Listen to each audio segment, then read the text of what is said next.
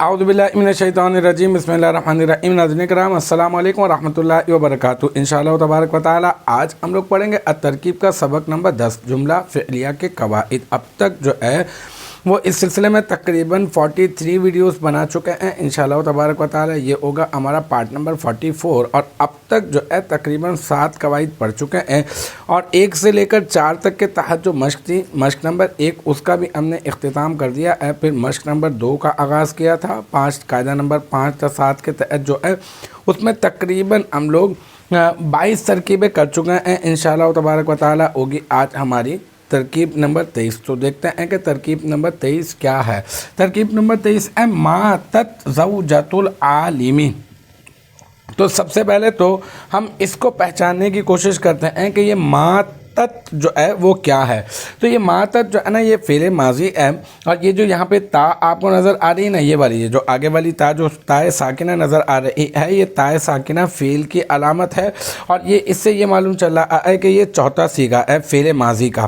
پہلا صیغہ ہوتا ہے فعلا، پھر فعلا، پھر فعلو، پھر فعلت۔ یہ فعلت ہے، اور اس کے جو حروف اصلیہ ہیں وہ ہیں میم، واو اور تا، اور اس کا جو ماضی آتا ہے تعلیل کے بعد وہ آتا ہے ماتا، اور اس کا جو مضارع آتا ہے وہ ہوتا ہے یموتو۔ ماتا یموتو موتن سے ہے، تو آپ کو اندازہ ہو گیا ہوگا یہ نصرہ ینصرو کے باب سے ہے، اور 3 ہی حروف اصلیہ ہیں، اور کوئی حرف جو ہے وہ زائد نہیں ہے، تو اس وجہ سے یہ ثلاثی مجرد ہے، اور حروف اصلیہ جو ہے وہ یہ ہیں اس کے۔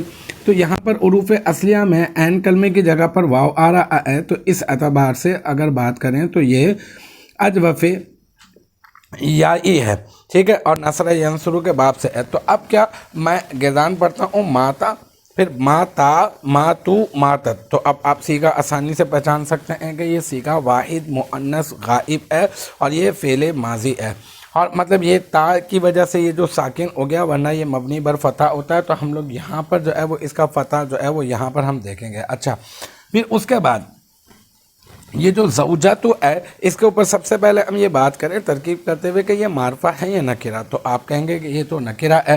میں پوچھوں گا کہ یہ نکرہ کیوں ہے؟ آپ کا جواب یہ ہوگا کہ اس وجہ سے نکرہ ہے کیونکہ اس میں معرفہ کی کوئی علامت موجود نہیں ہے۔ اچھا، العالمی یہ معرفہ ہے یا نکرہ؟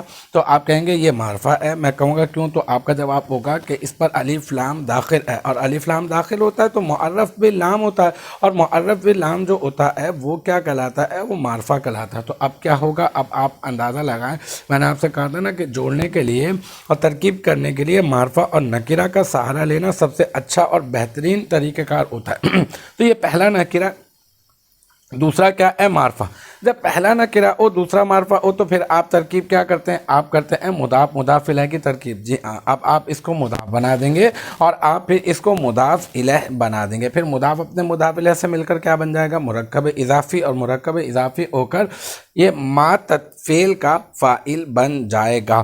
اچھا، یہ جو زوجۃ ہے نا، یہ اصل میں یہ فاعل ہے، اس کے اوپر اعراب جاری ہوئے ہیں، یہ حالت رفعی میں ہے۔ اس کے اوپر جو پیش نظر آ رہا ہے یہ حالت رفعی میں ہونے کی علامت ہے، اور یہ پیش جو ہے وہ فاعل ہونے کی وجہ سے، اور فاعل جو ہے وہ اس فعل کی وجہ سے ہے۔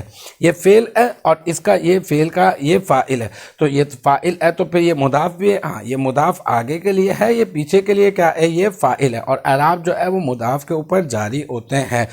اچھا، دوسری بات یہ کام کی جو یہاں پر قابل غور ہے وہ یہ کہ زوجتن کیوں نہیں ہے، تنوین کیوں نہیں آئی؟ تو اس کا جواب یہ ہے کہ مضاف پر کبھی بھی تنوین نہیں آتی ہے، کیونکہ یہ آگے کے لیے مضاف ہے، تو اس وجہ سے اس کے اوپر تنوین جو ہے وہ نہیں آئی ہے۔ العالمی یہ کیا ہے؟ اس کے نیچے کسرہ کیوں نظر آ رہا ہے؟ اصل میں یہ جو ہے اس مضاف کا مضاف الیہ، اور آپ جانتے ہیں کہ مضاف الیہ ہمیشہ مجرور ہوتا ہے، تو یہ میم کے نیچے زیر کس نے دیا؟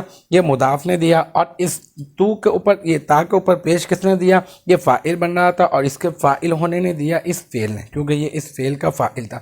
تو یہ اعراب کے اوپر بحث ہو گئی۔ اب فائنلی اس کا ترجمہ سماعت کر لیجئے، وہ یہ ہے کہ عالم کی زوجہ، اب یہاں سے ہم ترجمہ لیں گے نا، عالم کی زوجہ، کیونکہ مضاف مضاف الیہ کا ترجمہ تو ایسے ہی کرتے ہیں، تو یہاں پہ ہوگا عالم کی زوجہ مر گئی، اماتت انتقال کر گئی، ٹھیک ہے نا، کیونکہ ماتا یموت موتن اس کا معنی ہوتا ہے مرنا، تو یہ صیغہ واحد مؤنث غائب ہے، تو عالم کی زوجہ کا انتقال ہو گیا، عالم کی زوجہ وفات پا گئی ہیں، عالم کی زوجہ جو ہے وہ مر گئی ہیں، آپ اس طرح سے کر سکتے ہیں۔ فائنلی میں آپ کو اس کی ترکیب میں آپ کو بتا دیتا ہوں، دیکھیں صیغہ واحد فعل کے بارے میں بتاتے ہیں نا پہلے، تو صیغہ واحد مؤنث غائب فعل ماضی مثبت معروف ثلاثی مجرد، اجوف واوی صحیح، اجوف واوی اور اسباب نصرہ ینصرو، اور زوجتو پھر مضاف، العالمی مضاف الیہ، مضاف اپنے مضاف الیہ سے مل کر مرکب اضافی ہو کر ماتت فعل کا فاعل، اور پھر ماتت فعل اپنے فاعل سے مل کر